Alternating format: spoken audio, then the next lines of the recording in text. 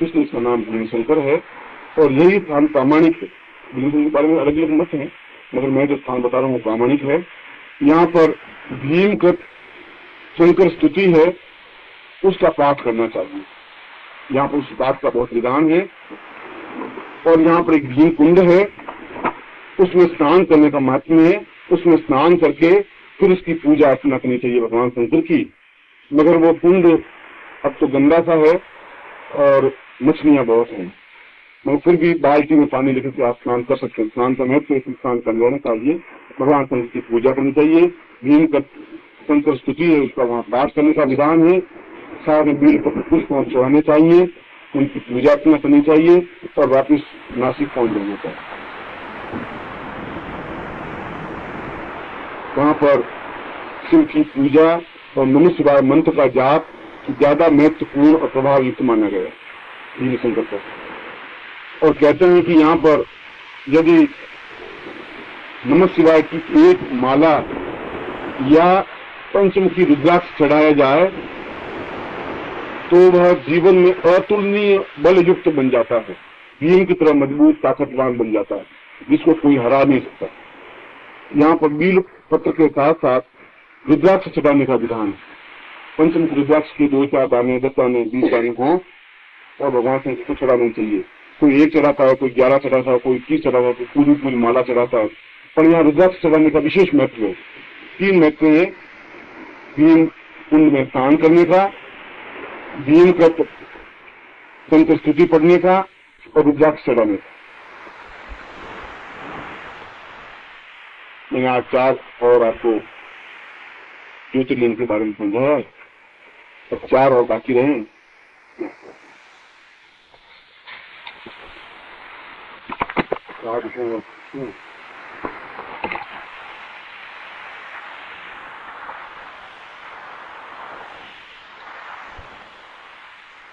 शिव साधना,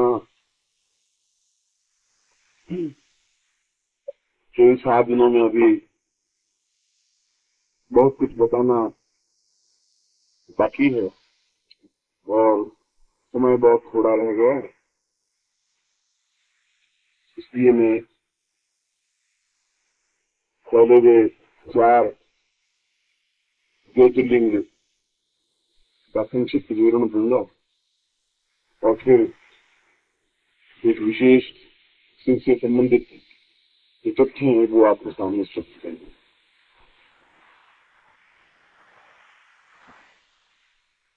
तो आपको 8 शिवलिंग के बारे में, 8 ज्योतिर्लिंग के बारे में बता चुका हूँ, जो कि ज्यादा महत्वपूर्ण है,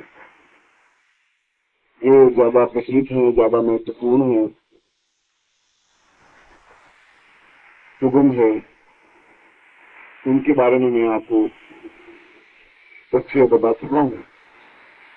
4 ज्योतिर्लिंग और हैं जो कम प्रचलित हैं और वहां जाने के रास्ते थोड़े बियर हैं, फिर भी अपने आप में ज्योतिर्लिंग है और पूरी परिक्रमा के अंतर्गत उनका भी समावेश होना स्वाभाविक है।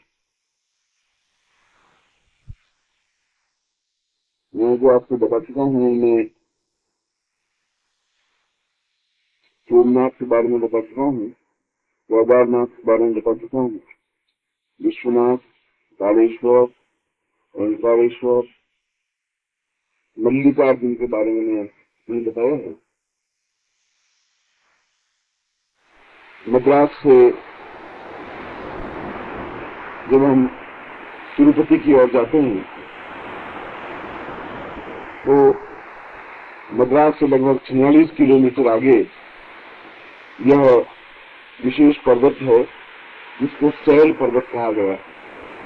यूं तो ये सारी पहाड़ी श्रृंखला जिस पर तिरुपति मंदिर अवस्थित है और वहां से लगा करके और मद्रास तक की जो सारी पहाड़ियां हैं वे थोड़े बहुत रूप में सैल पर्वत से ही संबंधित हैं या सैल पर्वत की पहाड़ियां हैं। जिस प्रकार राजस्थान में अरावली पर्वत बहुत ही प्रसिद्ध है और उसकी सर्वोच्च चोटी गुरु शिखर है, जो कि यदि कभी आप आबू गए हो तो आबू में गुरु शिखर तक जाने की सुविधा है और बस से भी आजकल तो जा सकते हैं। यह अरावली की सबसे ऊंची चोटी है। उसी प्रकार हिमालय की सबसे ऊंची चोटी एवरेस्ट है।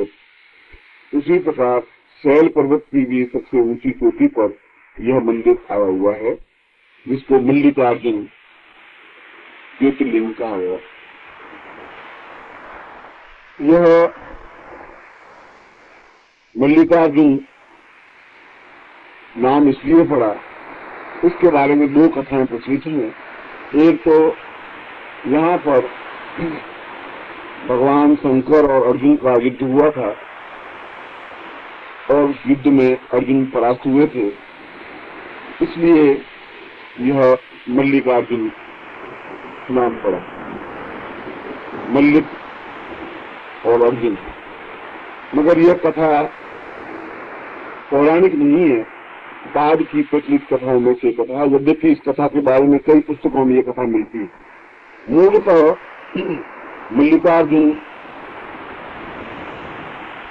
मल्लिका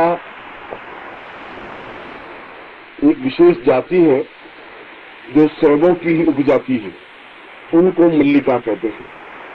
और उन मल्लिका जातियों में से ही मल्ल शब्द बना है, जो कि निषाद और गुरु और नाव चलाने वाले होते हैं, उनको मल्लाह कहते हैं।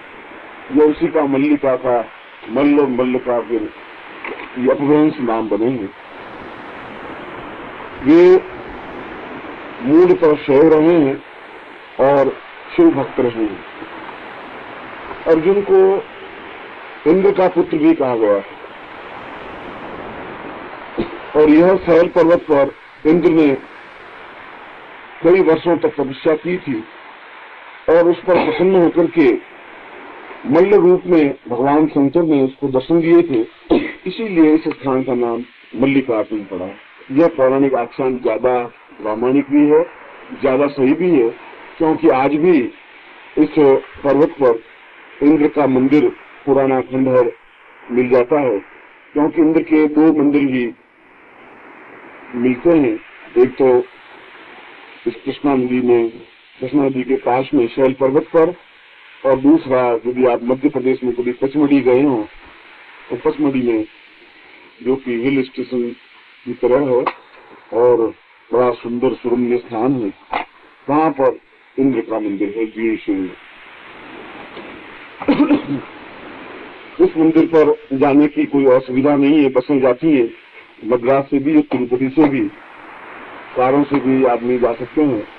करीब 2-3 किलोमीटर चढ़ाई है पहाड़ पर, जो कि सामान्य है। इस पहाड़ की, इस मंदिर की दो विशेषता है। एक तो यह कि नित्य ठीक 12 बजे एक विशेष पक्षी उड़कर इस मंदिर पर आता है और पुजारी उसके लिए 5 भोग बनाता है, 5 प्रकार की मिठाई बनाता है और उन मिठाई का वो अपनी चोंच में भाग लेकर के 5 मिठाई का और वो उड़ जाता है। सैकड़ों दर्शक इस बात को देखते हैं और नित्य नियम के अनुसार पिछले कई 100 वर्षों से एक ही पक्षी आता है, वहां पर 2-3-4 मिनट बैठता है, वो भोग लगाया जाता है, उस भोग को लेता है और फिर उड़ जाता है। इस स्थान का नाम पक्षीराज स्थान भी है, पक्षीराज तीर्थ भी कहते हैं, जिसके पास में एक तप्त कुंड है और एक वो ठंडा जल कुंड है। इस तप्त कुंड में भी लोग स्नान करते हैं और फिर स्नान करके मल्लिकार्जुन भगवान की पूजा करते हैं और इस प्रकार वे अपने आराध्य को पुष्प पत्र, बील पत्र चढ़ाते हैं। यहाँ पास में पुष्पों के बहुत अधिक वृक्ष मिलते हैं और यहाँ पर भगवान शंकर का पुष्पों से बड़ा अच्छा श्रृंगार किया जाता है। दूसरी बात, यहाँ पुष्पों के ही भगवान शंकर बने हुए मिलते हैं, नित्य केवल पुष्पों से निर्मित किए जाते हैं। वहाँ के लोग पुष्पों को बूंद करके और ठीक भगवान शिवलिंग का आकार बना देते हैं। करीब 1 किलो पुष्प लेते हैं और उसी की वेदी बनाते हैं, उसी का शिवलिंग बनाते हैं। बड़ा सुंदर देखने में दिखाई देता है। उसको भी लेकर के और भगवान शिवलिंग के आगे चढ़ाया जाता है। इस पुष्प शिवलिंग को चढ़ाने का सर्वाधिक महत्व है यहाँ पर। इसके साथ ही साथ यहाँ पर इंद्र तत्व जो स्तुति है भगवान शंकर की, ये गीता पेज गोरखपुर से भी प्रकाशित हुई है। उसका यहाँ पाठ लोग 108 पाठ करते हैं, 1008 पाठ करते हैं। उस स्तोत्र का पाठ करने का यहाँ बड़ा विधान है और यह एक सुंदर सुरम्य स्थान है, बड़ा आकर्षक। इसी मंदिर से पीछे करीब 1 किलोमीटर आगे एक नदी है, झरने के रूप में बनती है और उसको पाप मोचनी नदी कहते हैं। यद्यपि वह एक झरना सा है, कहाँ से पानी आता है पहाड़ में कुछ पता नहीं, और बहता हुआ निकल जाता है। ठीक उसी प्रकार की पाप मोचनी नदी आपको तिरुपति में भी मिलेगी। तिरुपति मंदिर से 7 किलोमीटर आगे पाप मोचनी नदी है, जहाँ लोग जाकर स्नान करते हैं। उस स्थान का नाम भी पाप मोचनी नदी रखा है। उस पर भी लोग जब मल्लिकार्जुन जाते हैं तो वहाँ स्नान करते हैं। यहाँ पर सबसे अधिक महत्व पुष्प शिवलिंग बना करके कई स्त्रियां अपने हाथों से बनाती हैं, घंटा आधा घंटा लगता है, बना करके चढ़ाती हैं। और बने बनाए भी 1 किलो पुष्प के बड़े सुंदर आकर्षक शिवलिंग बना करके उनको भी वहां चढ़ाने का महत्व है। और चढ़ा करके फिर इंद्र पर स्तुति का सर्वाधिक महत्व है। यहाँ पर 3 कार्यों के लिए विशेष मान्यता है। एक तो जिसके पुत्र नहीं हो रहा हो, संतान नहीं हो रही हो, तो संतान कामना के लिए मल्लिकार्जुन के दर्शन करने के लिए पति पत्नी जाते हैं और कहते हैं कि जो भक्ति भाव से दर्शन करते हैं उनको यह इच्छा उससे पूरी होती है। दूसरी मनोकामना पूर्ति हेतु और तीसरा रोग निवृत्ति हेतु। 3 कार्यों के लिए मल्लिकार्जुन मंदिर में भगवान शंकर के दर्शन करने के लिए दूर दूर से लोग आते हैं। सावन पूर्णिमा को यहाँ बहुत बड़ा मेला लगता है, हजारों लाखों लोग दर्शन करने के लिए जाते हैं। यह ज्योतिर्लिंग भी अपने आप में तेजस्वी, महत्वपूर्ण और सुंदर स्वरूपनीय है। मल्लिकार्जुन के बारे में वेदना काम के बारे में मैंने आपको बता दिया था। एक भीम शंकर ज्योतिर्लिंग बता दिया।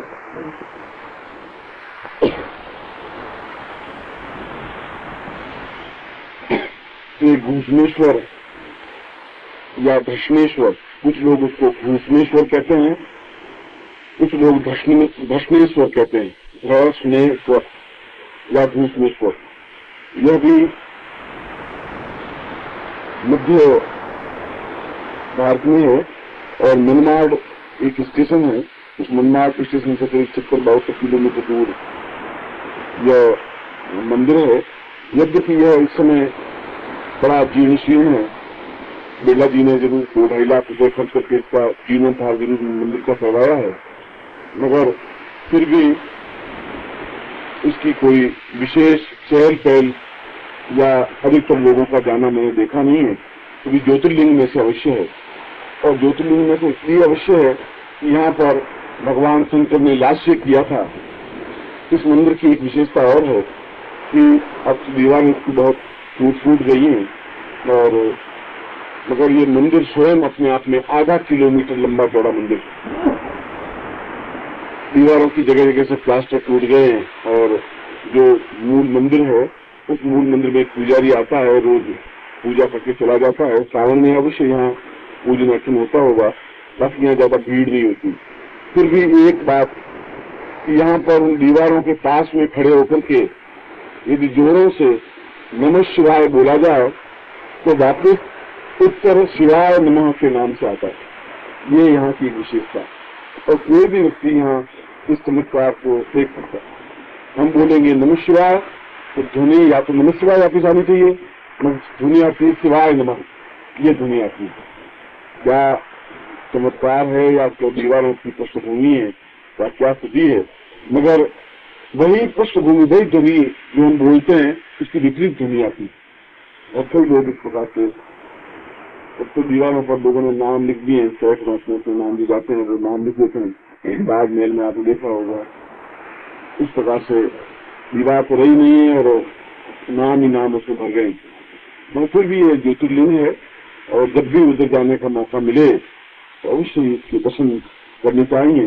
जब परिक्रमा द्वादश ज्योतिर्लिंग की करनी है तो इस स्थान को अवश्य देखना चाहिए। इसके अलावा यहाँ पर बीलपत्र के पेड़ बहुत हैं और सुविधाजनक मिल जाते हैं।